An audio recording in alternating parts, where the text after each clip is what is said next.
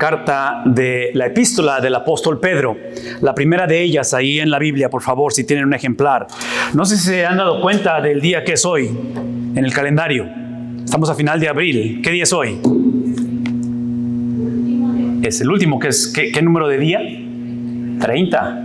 Así es que nuestro amado México es un día festivo. ¿Recuerdan qué día es hoy? Sí, es el Día del Niño.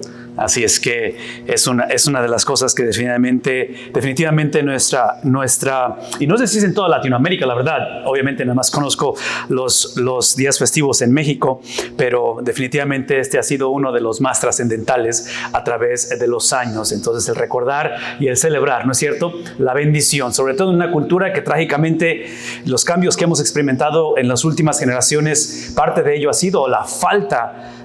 Si ustedes hacen Google ahí en sus teléfonos, en su computadora, países, y ahorita estoy pensando como Francia, que han tenido protestas bastante severas en su nación, ha sido precisamente porque el gobierno, a raíz de que la gente no está teniendo suficientes hijos, mucho tiene que ver con la unión libre, ustedes saben, matrimonio del mismo sexo, en fin, todo eso, que es un ataque a la familia, en un momento dado está reflejado en la economía del país, porque al tener una generación que está envejeciendo, que todos estamos envejeciendo, es obvio que al tener hijos, los hijos reemplazan a esa generación en la cuestión de lo que se llama el marketplace, en cuestión de los trabajos, ¿no es cierto? Entonces, al no tener suficientes hijos, adivinen qué, no hay suficiente gente que reemplace a los que tienen que jubilarse. Entonces, el punto es que Francia en los últimos meses tuvo que mover la jubilación de creo que de 62 años a 65 años. Y ahí es donde empezó la protesta, porque obviamente la gente quiere jubilarse o quiere sus beneficios. En fin, el punto es de que estamos pagando precio alto como generación y lo vamos a seguir pagando si seguimos alterando o seguimos manipulando los estatutos del Señor. Y en este caso, obviamente, parte de ello es la familia de Dios y es como Él instituye la familia, y es algo que necesitamos retomar o reintroducir dentro de nuestra cultura, y es el trabajo de la iglesia para ello definitivamente. Primera de Pedro capítulo 2, ahí en sus Biblias. Me encantaría que fueran conmigo. Primera de Pedro capítulo número 2.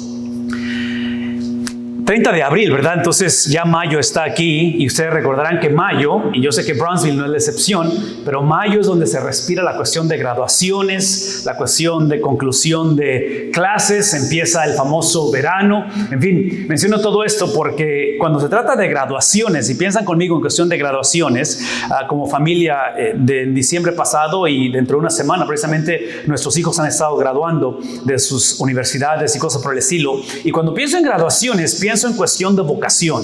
Pienso en cuestión de que los muchachos escogen ciertas carreras en la universidad porque tienen cierta inclinación, tienen ciertas habilidades o cierto llamado o vocación. La carta de Pedro precisamente es una carta que nos va a llevar a hablar acerca de una vocación, y es la vocación de Cristo.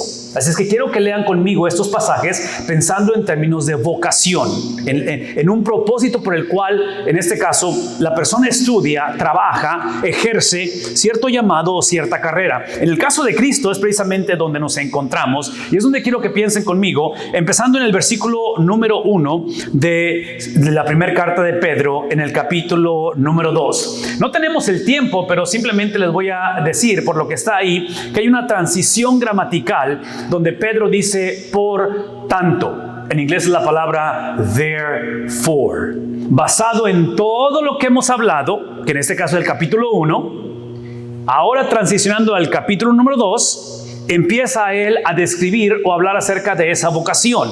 Y ahorita quiero que vean la relevancia con respecto a la vocación de Cristo. Hay una relevancia muy, muy grande con respecto a ello, que espero que estén de acuerdo conmigo. Entonces aquí es el punto. El punto es por tanto, basado en therefore, y aquí está el therefore, viene de esto. En el versículo 2 del capítulo 1, esto es lo que ha estado introduciendo él básicamente por el capítulo 1, que tiene que ver con lo siguiente. Dice, según el previo conocimiento, escuchen el lenguaje, según el previo conocimiento de Dios Padre. Entonces, ¿el conocimiento de quién es? No el de nosotros, ¿verdad? Es el de Dios. Eso es lo que se le llama predestinación o se le llama doctrina de elección. Es el Dios que literalmente nada lo sorprende. Es el Dios que literalmente todo lo tiene bajo control.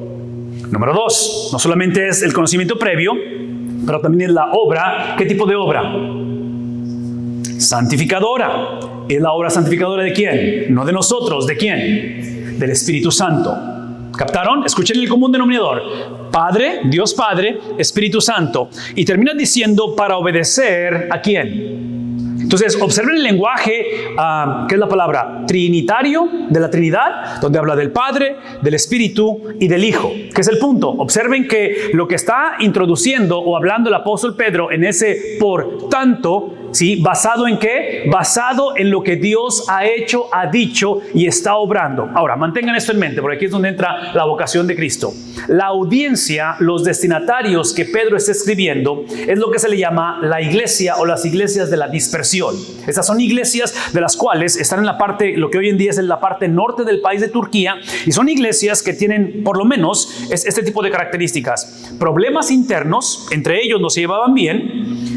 Hay opresión o hay oposición a nivel de cultura o gobierno, y trágicamente estas iglesias van hacia persecución extrema. Si ustedes leen Segunda de Pedro es el acontecimiento de lo que en Primera de Pedro está advirtiendo. Entonces, cuando el apóstol Pedro está hablando, está instando, está discipulando o está evangelizando a su generación, está literalmente introduciendo, si ustedes ven este versículo 2 del capítulo 1, Pedro, como todo apóstol, él nunca inicia con la iglesia, él nunca inicia con la condición, él nunca inicia con el testimonio o con lo que están experimentando.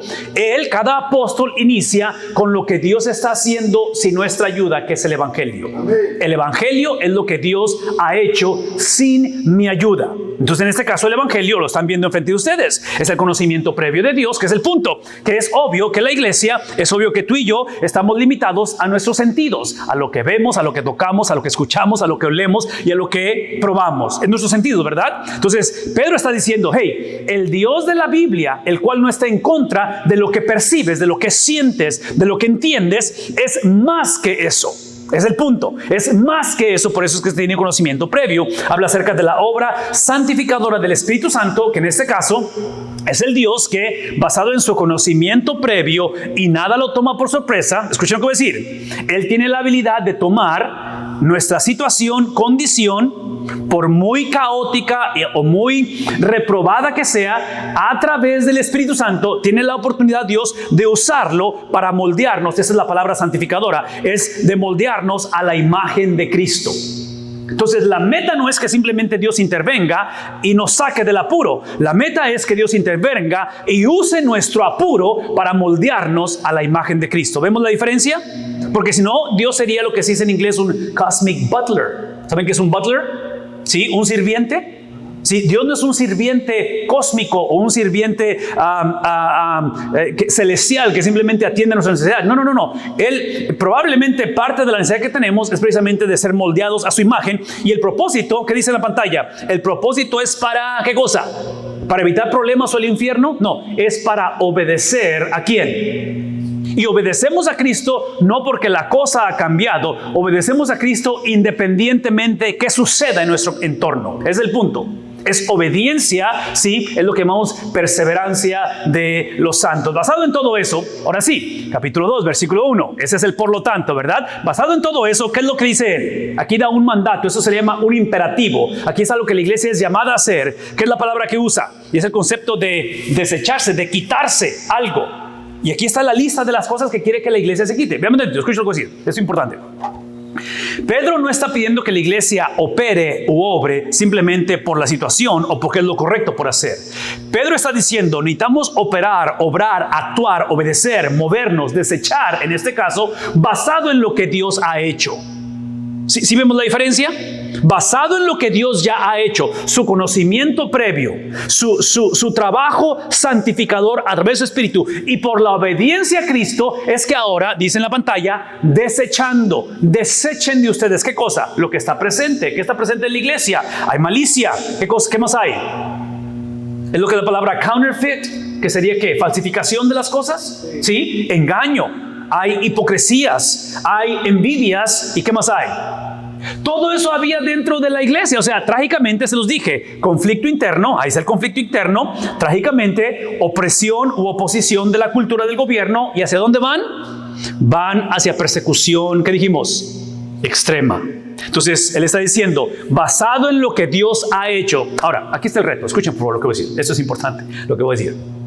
El problema de la mayoría de nosotros, la mayoría de nuestra cultura, y aquí es donde yo argumentaría lo que se le llama la predicación expositiva.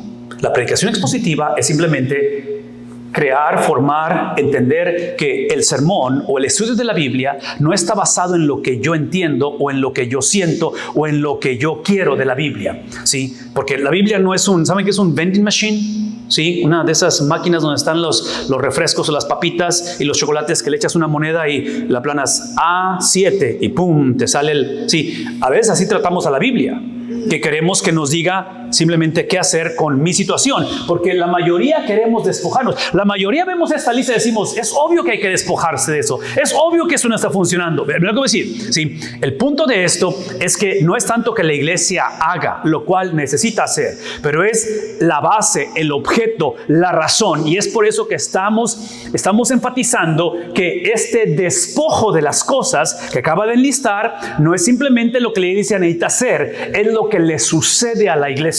La habilidad de despojarnos no es simplemente porque toqué fondo, casi me divorciaba y ahora sí la voy a agarrar en serio y regreso a las cosas del Señor. No, es importante y qué bueno que no nos divorciamos, pero aquí es el punto. El punto de esto es simplemente porque si descartamos lo que Dios ha hecho y simplemente despojamos, vean lo que voy a decir, si aparentemente el problema de la iglesia hace 2000 años es que ignoraban lo que Dios ha hecho. Ese es mi punto. Entonces yo voy a dar el beneficio de la duda a la iglesia esta mañana, a tu familia, a tus hijos y a tus nietos, a mi matrimonio. Le voy a dar el beneficio. Yo argumentaría que todos queremos despojarnos de esto. Los gobiernos invierten millones de dólares tratando de solucionar estos problemas. ¿Me explico? Pero ¿cuál es el problema? El problema es que la base, el objeto, la razón, la meta, la está poniendo el apóstol Pedro enlistando la obra del Dios que, una vez más, su conocimiento que dice, previo, a través de la obra santificadora ¿de quién? Del Espíritu Santo. ¿Para obediencia a quién? Es la obediencia de Cristo. ¿Qué es el punto? El punto es que el trabajo de la iglesia, el trabajo del hogar, el trabajo de cada padre, de cada líder, es reintroducir no la necesidad de cambiar y de despojarnos. Sí, el despojarnos es el producto de lo que Dios ha hecho. No sé si está claro eso. ¿Sí? Porque si no seremos una iglesia moralista, seremos una iglesia que basamos inclusive, ¿ven lo que decir? Iglesias o familias que se enfocan en esto y desconocen lo que Dios ha hecho, trágicamente, cuando logramos cambiar y hacer esto, pensamos que, decimos en inglés, put God on my debt. O sea, porque me despojé, Dios me debe. Porque dejé la malicia y dejé de argumentar y no nos peleamos, Dios me debe. Y es donde el apóstol Pedro va a introducir esto, porque es lo que llamamos en inglés entitlement. Como yo nunca he hecho esto, yo nunca he hecho aquello, ¿me explico? Empezamos a enlistar las cosas que le usamos como insignias, como si fueran insignias de badges of honor que decimos, que los hemos ganado. Y Pedro está diciendo, no, porque esto que está en la pantalla no es la fórmula para evitar sufrimiento. Esto que está en la pantalla es literalmente la habilidad de asegurarnos que cuando suframos no sea, esto que está en la pantalla es lo que se le llama self-inflicted pain. Que no sea sufrimiento causado ¿por quién? Por nosotros mismos, porque esto es negligencia, ¿no es cierto? En otras palabras, entre más viejos decimos, ¿cómo es posible que yo haya hecho eso? Ya haya pensado en aquello. O sea, la iglesia por lo que se peleó hace 22 años, realmente no valía la pena en ese momento, ¿verdad? Pero dices tú, realmente, ok, mi punto simplemente es esto. Esto es lo que Pedro está pidiendo. Pedro está pidiendo que quitemos de medio de nosotros, ¿qué cosa? No sé si recuerdan este programa, pero allá en aquellos años, por los que hicimos en México, había un programa que se llamaba Caras y Gestos, que tenía que ver con Theatrical Mask. Entonces, aparentemente la iglesia estaba viviendo otra vez counterfeit, ¿sí? Un evangelismo, ¿qué cosa? De falsificación. Y por eso el apóstol Pedro estaba diciendo. Ahora, escuchen esto. Cuando eso sucede, basado en lo que Dios ha hecho, la obediencia de la iglesia, look at me for a second, no es una u otra, ¿verdad? Son las dos. Son las dos caras de la misma moneda. Toda moneda tiene dos caras, ¿verdad? ¿Sí? ¿Toda moneda tiene dos caras? Para que sea moneda tiene que tener, ¿sí? The two sides of the same coin. ¿Ven lo que decir? ¿Sí? Esto que acabo de explicar no es uno u otro. No es lo que Dios ha hecho, no es la soberanía de Dios, no es simplemente la predestinación de Dios o el concepto. Sí, es Dios obrando a través de ¿quién? A través de la iglesia. Es Dios el cual, literalmente dice Mateo capítulo 28, versículo 18, dice Mateo, hablando de Jesucristo, dice, toda potestad, ¿qué cosa? Me es dada. Entonces, basado en la potestad de Cristo que le ha sido dada, es que vamos y hacemos discípulos. Versículos 19 y 20, ¿verdad? Entonces, ¿cuál de los dos es? The answer is yes. Hacemos los dos. ¿Claro en eso? Ok, basado en eso, cuando hacemos eso, llevamos a cabo ello, es entonces que dice el apóstol Pedro, ahora sí, no es que la cosa va a cambiar, es que tú vas a cambiar, porque ahora vas a desear como niños recién nacidos, ¿sí? ¿Y se acuerdan cuando nacieron los bebés? A lo mejor ahorita ya están criando nietos, no sé dónde no estén muchos de nosotros, pero en ese aspecto, para los que tenemos el privilegio de tener hijos, recuerdan que los deseos de los hijos, o en este caso de los recién nacidos, sobre todo por la leche pura de la palabra, una característica de un bebé cuando desea leche, en este caso, no es accidental, no es circunstancial y no va a parar hasta que sea suplida. ¿Ven lo que está diciendo? Entonces, una vez más, basado en lo que Dios ha hecho, el mandato de la iglesia a despojarse, ¿sí? Su motor de arranque es que ahora va a desear las cosas que realmente tienen que ver con la palabra de Dios, no con lo que piensas tú de la palabra de Dios, no con lo que tú entiendes de la palabra de Dios o lo que te gustaría ver en la palabra de Dios. Literalmente está basado en la leche pura de la palabra. En este caso, observe esto, la razón de esto, ese es el punto, la razón de esto es con el propósito no de que cambie las circunstancias, otra vez, no es de que garantiza que la cosa va a mejorar. Lo único que dice al final del versículo 2 es para que por, ¿qué cosa? ¿Qué dice? Para que por ella, la palabra de Dios, ¿qué va a suceder? Crezcamos en salvación. Una palabra, ese es mi punto. Lo que Pedro no está diciendo es esto es lo que no está diciendo. Si deseamos como niños recién nacidos la leche pura por la palabra para que la situación cambie, para que la situación mejore y evitemos problemas. No. Él no está garantizando eso. Él solamente está diciendo, si empezamos a desear, por favor escúcheme, este deseo no es accidental, no es circunstancial y eso es lo más importante que voy a decir. Ese deseo no es automático, no sucede cuando la persona se convierte que automáticamente desea crecer en similitud a Cristo. Eso es algo intencional, es algo que es cultivado, no en un contexto ideal, pero en un contexto real. Y aquí el apóstol Pedro está diciendo, necesito que hagan esto, que deseen la palabra, porque es a través de la palabra hecha carne que es Cristo que somos salvos. Pero ya que eres salvo para obedecer la palabra escrita. Vamos a hacer aquí, ¿ok? Una vez más, nos salva, no la Biblia, nos salva Cristo. Cristo es el cumplimiento de la Biblia. Pero ya que eres salvo, adivina qué, eres salvo para ¿qué cosa? Para obedecer la Biblia. Entonces, el problema de la iglesia hace 2000 años, ven lo que voy a decir, es que eran salvos. Por eso es iglesia. No cuestionamos la salvación, pero ¿cuál es el problema? El problema es que las circunstancias, la persecución, la pereza, la falta de despojo que hemos hablado, adivinen qué, había distraído a la iglesia del propósito por el cual eran salvos. Entonces, cuando negociamos el propósito por el cual somos salvos, es donde es cuestión de tiempo. Pero cuando divorciamos quién nos salva del propósito por el cual somos salvos, cuando esto es divorciado, automáticamente quedamos a merced de circunstancias. Quedamos a merced de cómo se presenta la situación, de lo que escuchamos, de lo que sentimos, de lo que pensamos. Y es obvio que eso no está funcionando. Hermanos, esta cuestión de literalmente crecer para salvación es lo que leímos hace un momento en el capítulo 1, versículo 2 de la obra santificadora del Espíritu Santo. Crecimiento, por favor, escúchenme. Crecimiento no sucede automáticamente en Cristo. Es una inversión, es un compromiso.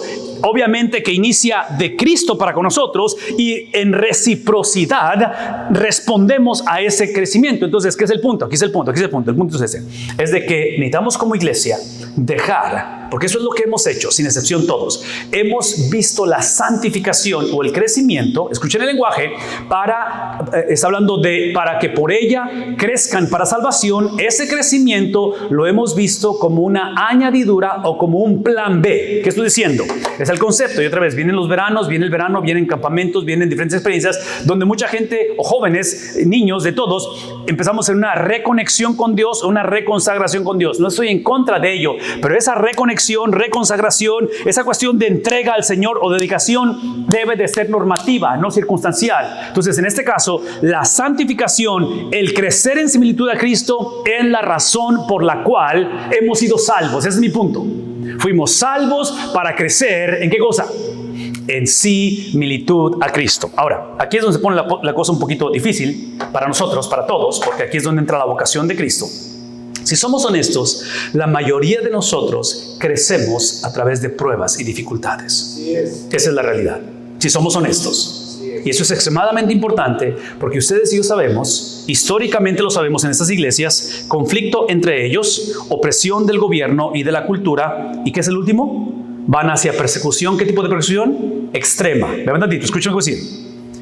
El punto de la conversación es es que no hay garantías que la cosa va a mejorar. La situación probablemente va a continuar siendo incierta, siendo difícil, y en medio de todo ello, la santificación o crecer en similitud a Cristo aparentemente es el vehículo que Dios ha escogido para preservar a la iglesia. ¿Qué estoy diciendo? Escuchen por favor esto, escuchen. La manera en la cual tú sabes que eres salvo no es por el conocimiento que tienes. Es obvio que está basado en una experiencia con Cristo, es obvio, pero ahí inicia la conversación, ¿sí? Inicia en la experiencia, en tu entrega a Cristo a través de la fe. Pero es obvio que empieza un proceso en el cual la vida, la mayor parte del tiempo, no tiene sentido. En un momento dado perdemos esa pasión o ese primer amor. Entonces, la manera en que Dios garantiza, sella, trae la certeza de nuestra salvación es precisamente en la manera en que crecemos en similitud a Cristo. Personas que típicamente cuestionan la salvación o están confundidos con la salvación, típicamente no es por las circunstancias o por la falta de conocimiento, eso es parte de ello, pero es porque no están creciendo, ¿en qué cosa? En similitud a Cristo. Entonces, aparentemente, hace 2000 años era parte del problema. Dice el apóstol Pablo, o concluyendo esta sección, habla y está diciendo si es que, pero en realidad es porque. No es tanto si es que, pero es porque. Porque, ¿qué cosa? Han probado. ¿Recuerdan el lenguaje de niños recién nacidos? Que quieren, que tienen en inglés la palabra longing, o sea, que desean. Dice, han probado, ¿qué cosa? ¿Qué han probado?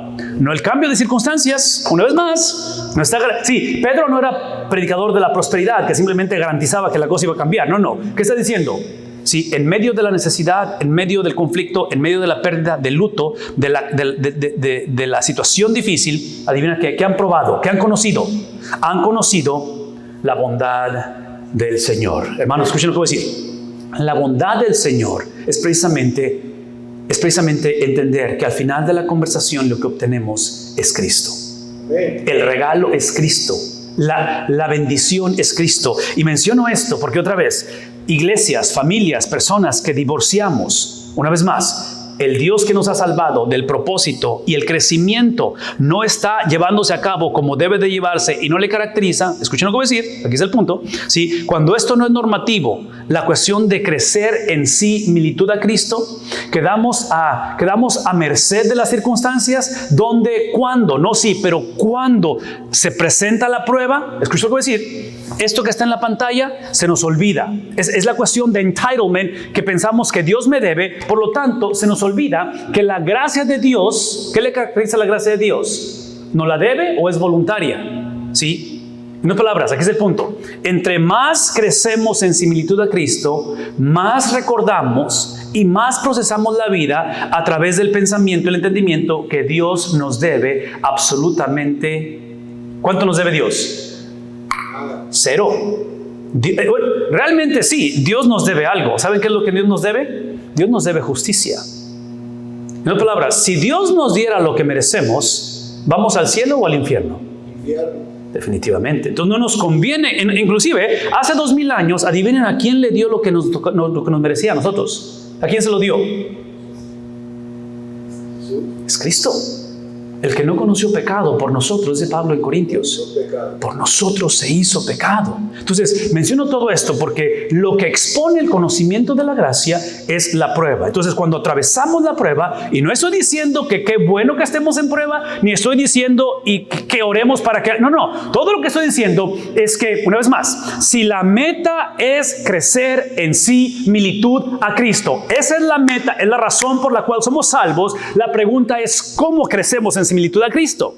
Y es obvio que viviendo en un mundo gobernado por Génesis capítulo 3, donde el príncipe del aire, que es Satanás, tiene autoridad y poder temporal, literalmente el Dios de la Biblia, pueden pensar en el libro de Job. En Job, Dios le permite a Satanás tocar a Job. ¿Recuerdan eso? Por favor, escuchen lo que voy a decir. Escuchen lo que voy a decir. Eso es importante.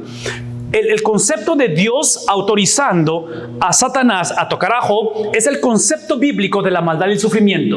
De que en este mundo no hay una lucha entre Satanás y Dios. Eso no es verdad, eso no es bíblico. La lucha es entre Satanás y la iglesia, Satanás y nuestra mente, Satanás y tu familia. Esa es la lucha. ¿Qué es el punto? Aquí es el punto. De que en la manera en que Dios, el cual en su conocimiento previo, capítulo 1, ¿verdad? Obra santificadora a través de su espíritu para la obediencia a Cristo, Dios en sus designios le permite a Satanás tocar a Job. Y Job conoce tragedia, conoce pérdida, luto. ¿Qué estoy diciendo?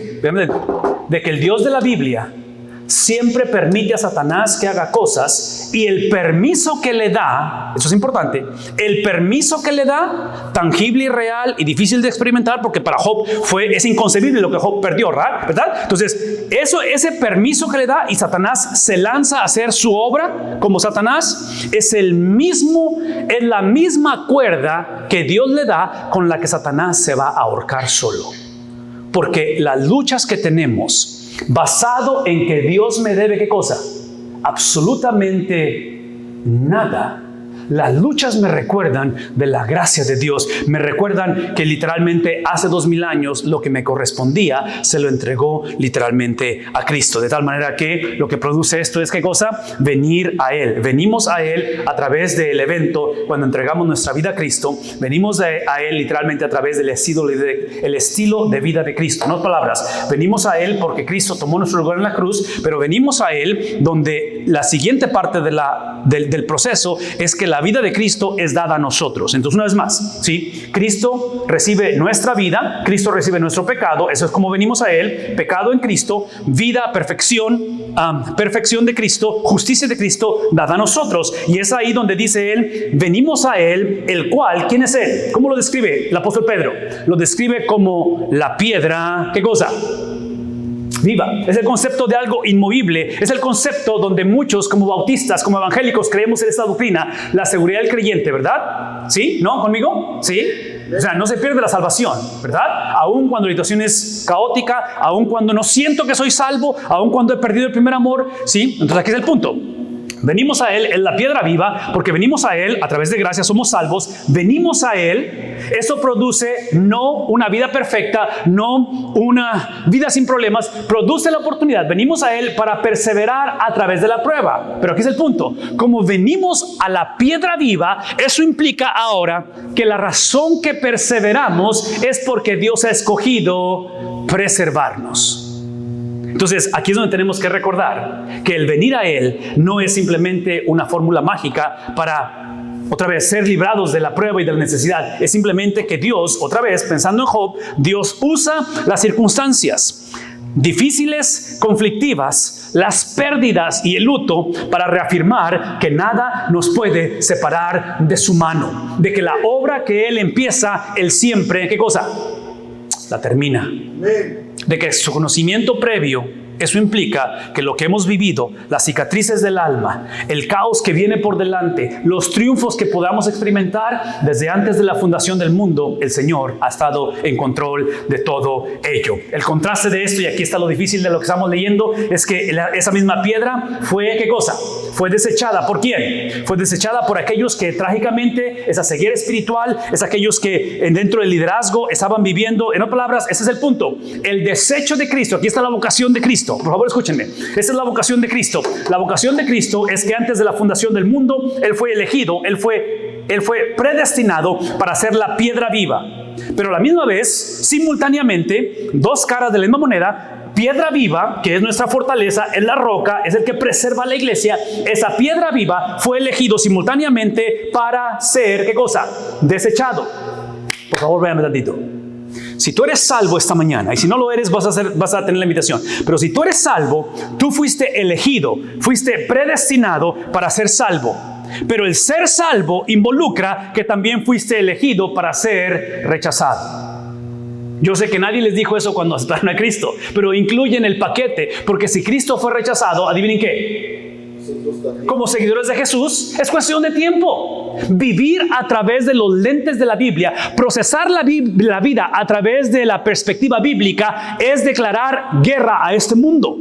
Es lo que significa. Entonces la persecución es cuestión de tiempo. Entonces el punto es que ese rechazo de Cristo literalmente es un rechazo o es una prueba, no para ser destruido, pero para ser, ¿qué cosa? En palabras, aquí es el punto. Basado en el conocimiento previo de Dios, Pedro hablando, basado en la obra santificadora de su Espíritu para obediencia a Cristo, literalmente cada experiencia, cada situación es simplemente para reafirmar quiénes somos en Cristo. Ese es el punto. Entonces, escuchar de cristianos que trágicamente al momento de la prueba llegan a esta conclusión. Muchos cristianos van a decir, si Dios existiera, no hubiera pasado esto. Si Dios existiera, nunca hubiera pasado. ¿Me explico? ¿Están captando lo que estoy diciendo? Sí, esto que está... Y otra vez, quiero ser sensible porque yo sé que estoy describiendo a muchos de nuestros hijos y muchos de nuestros nietos. Yo lo sé eso. Pero eso habla de no conocer y no entender el conocimiento previo de Dios, la obra santificadora de su Espíritu y literalmente la obediencia a Cristo. El punto es que el apóstol Pedro está reintroduciendo esto, donde esa roca, esa piedra viva, cual fue rechazada, pero a la misma vez, simultáneamente, ¿qué cosa? Fue escogida. Simultáneamente, ¿qué cosa? Lo que el mundo despreció, sí, es precisamente, en este caso, nuestra vida, sí, historial que tengamos, fracasos que hemos tenido, dificultades, situaciones que vienen, literalmente el Dios de la Biblia escogió, la cual esa piedra es preciosa, ¿delante de quién? No delante de los hombres, ¿delante de quién? Delante de Dios. Eso es lo que implica, y eso es lo que me gustaría que pensáramos. Eso implica que todo esto ha sucedido dentro del plan redentor de Dios, que la vocación, la pasión, el llamado de Cristo fue para sufrir. Fue su sufrimiento. Fue establecido desde antes de la fundación del mundo. Ni Judas, ni los líderes religiosos, ni la nación de Israel en su incredulidad, y mucho menos el gobierno romano, sorprendieron a Dios con respecto a su Hijo. ¿Estamos conscientes de ello? Entonces yo no sé qué está pasando en tu vida, o en tus hijos, o en tus nietos, o en la economía, o quién va a ser el próximo presidente, pero sí, escuchen lo que digo. Ya vienen las elecciones, ¿verdad?, de la presidencia. En cada nación, el último ballot que llamamos, ¿cómo se dice eso en español? El último voto, ¿sí?, de elección, adivinen de quién es. Dios. Es de Dios.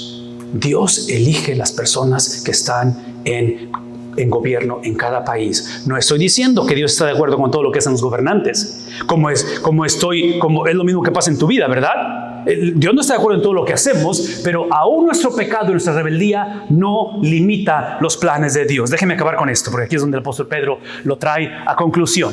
Y también ustedes, basado en la persona de Cristo, también ustedes, ¿quiénes son ustedes? ¿Los que van a estar exentos de problema y de pecado? No, ustedes como piedras vivas. Es el concepto de que somos llamados a crecer en similitud a Cristo y es el concepto de corporalidad, ¿verdad? De unidad, donde no nos rendimos. Es como en la familia, ¿no es cierto? En la relación de familia, no importa que atravesemos altas y bajas, y digo entre familia, pero trágicamente matrimonios que pasan por el divorcio.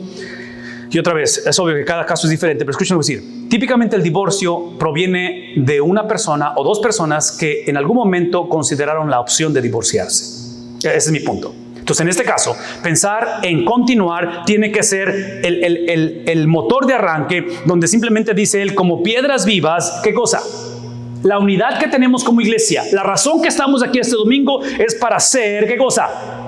Es para ser edificados como una casa, ¿qué cosa? En palabras, no estamos aquí simplemente porque es domingo y porque hay que ir a una iglesia y bueno, pues hay que ir a seguir. No, estamos ahí con un propósito y es el ser edificados, que es el punto. Por favor, escúchenme. Hay una conversación en Cesarea de Filipo donde Cristo le pregunta a los discípulos, ¿quién dice la gente que soy yo? Y eventualmente Cristo dice, ¿quién dicen ustedes que soy yo? Y basado en la afirmación de Pedro, que dice Pedro, tú eres el Cristo, el Hijo del Dios, ¿qué cosa? Viviente. Cristo dice, basado en ello, ¿qué voy a hacer? Voy a edificar, ¿qué cosa? Mi iglesia, y las puertas del Hades.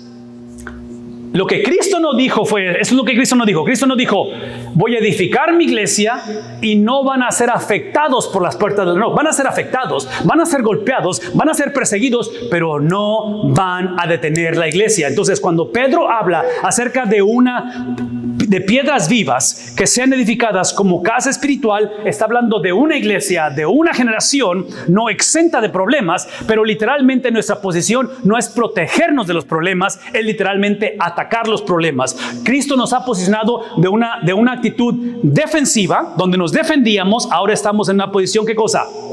Ofensiva, donde literalmente las puertas del Hades tratan de detener a la iglesia, y eso crea un sacrificio santo. Nuestra posición, vean lo que voy a decir, este sacrificio santo es literalmente para entender que existimos. Nuestra perseverancia, nuestra posición en Cristo es para servir a otros. Es mi punto.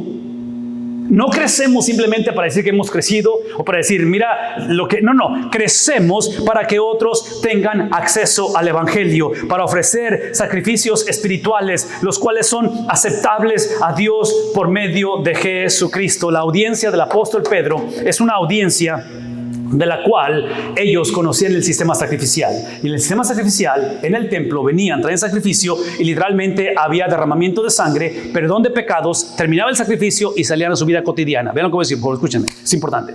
¿Sí? Pedro está implicando, viendo el sistema sacrificial en el cual Pedro creció haciéndolo como judío. El sistema sacrificial no estaba mal. El sistema sacrificial estaba incompleto. ¿Por qué? Porque el sistema sacrificial, perdón de pecados, estaba apuntando hacia el Cordero Santo de Dios, el cual entregó su vida una vez y para siempre. Y no es solamente para el judío, es para todo aquel que entienda, que reciba, que confiese. ¿Me explico? Que no fueron errores, que no fue una etapa, que no fue una situación. Es pecado lo que hemos cometido. Y aquí está el punto. Cuando Pedro está diciendo, afirmando, en este caso, y dice, somos para ofrecer sacrificios espirituales aceptables a Dios por medio de Jesucristo, es que el unirnos a Cristo, y empezamos el culto cantando el himno. ¿Cuál himno?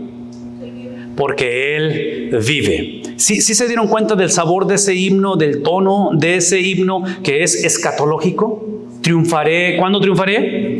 Y yo sé que ahorita ando que me levanto y no me levanto, pero triunfaré. ¿Cuándo? Entonces es el concepto de que, ¿vieron qué voy a decir? Es el concepto de que procesamos lo inmediato, que es difícil, que no es fácil, que es tenso, y que potencialmente el reporte del doctor no va a favorecernos. Lo proceso a través de lo postrero.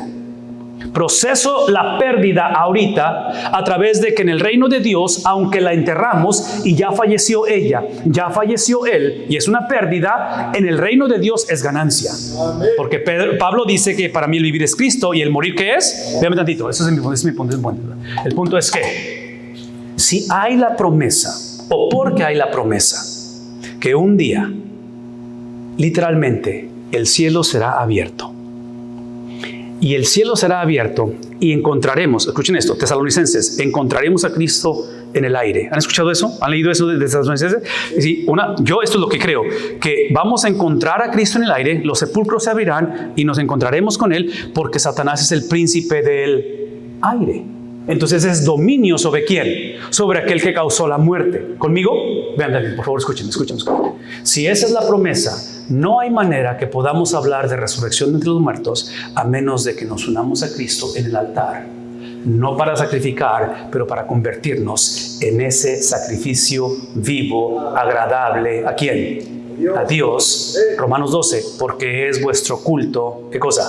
Que es el punto. Entonces, en este caso, el sacrificar a Dios se ha convertido en un estilo de vida. Ahora vivimos el resto de nuestros días en el altar. Ahora entendemos que ese sacrificio perfecto que es Cristo, el cual fue inmolado, el cual fue sacrificado, el cual voluntariamente entregó su vida por nosotros, es el llamado que ha puesto en nosotros, donde ahora literalmente, dice el apóstol Pablo, no vivo yo más en mí, pero es ahora literalmente mi deseo no es evitar el sufrimiento, mi deseo no es evitar el infierno, mi deseo no es simplemente tener una vida que tenga sentido, mi deseo es unirme, Filipenses capítulo 3, unirme a Cristo en sus padecimientos. vivir con Cristo, sentir lo que Cristo sintió, acompañar a Cristo y literalmente entender que ese sacrificio que hago, donde cedo mis derechos, no solamente al Señor, pero a mi prójimo, donde en lugar de reclamar lo que me corresponde, en lugar de ofenderme rápidamente, entiendo que literalmente, dice el apóstol Pedro, ahora es para ofrecer sacrificios espirituales, los cuales sean aceptables a Dios por medio de nuestro Señor Jesucristo. Este altar al que hemos sido llamados es para convertirse en un estilo de vida. Amén. La Iglesia Bautista Casa de Oración está aquí para vivir, para experimentar la plenitud de Cristo en el altar, en una vida sacrificada, de sacrificio, en una vida en la cual nos unimos a Cristo simplemente para redención de otras personas en nuestra generación.